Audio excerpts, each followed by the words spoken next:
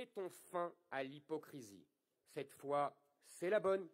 La France-Afrique peut tirer sa révérence. Le côté pile, on le connaît.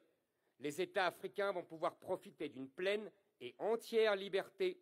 Et après tout, s'ils ont envie de parler russe et chinois, ainsi soit-il. Mais réjouissons-nous, il y a un côté face. Fini les milliards de dettes effacées en échange de rien pour se donner bonne conscience. Fini les opérations militaires de dernière minute où l'on verse le sang français pour venir en aide à des États ingrats qui n'y voient qu'une preuve d'impérialisme. Fini la tolérance pour tous ces pays qui nous envoient leurs chômeurs, leurs délinquants et leurs mineurs isolés, mais ne récupèrent jamais leurs clandestins en nous refusant les indispensables et ces papiers consulaires.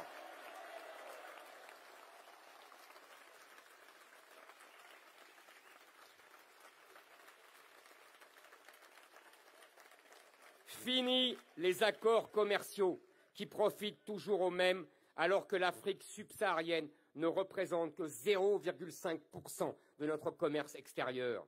Fini les visas généreusement accordés aux étudiants, aux migrants désireux de trouver un Eldorado qui peu à peu disparaît. Fini le traité de 1968 qui facilite au-delà du raisonnable l'entrée des Algériens en France.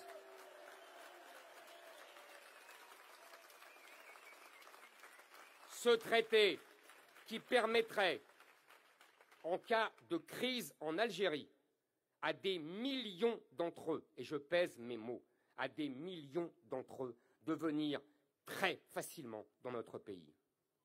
Oui, avec nous, la France-Afrique prendra fin pour tout le monde. Il est plus que temps que cela s'arrête. Reprenons la main. L'Afrique ne veut plus de la France chez elle. Très bien, nous ne voulons plus de l'Afrique chez nous.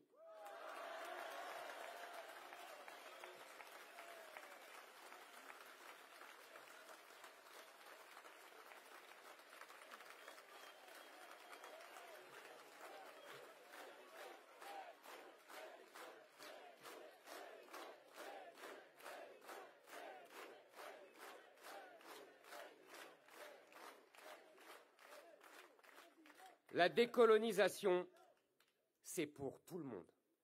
Nous renonçons à la France-Afrique, refusons la France africaine.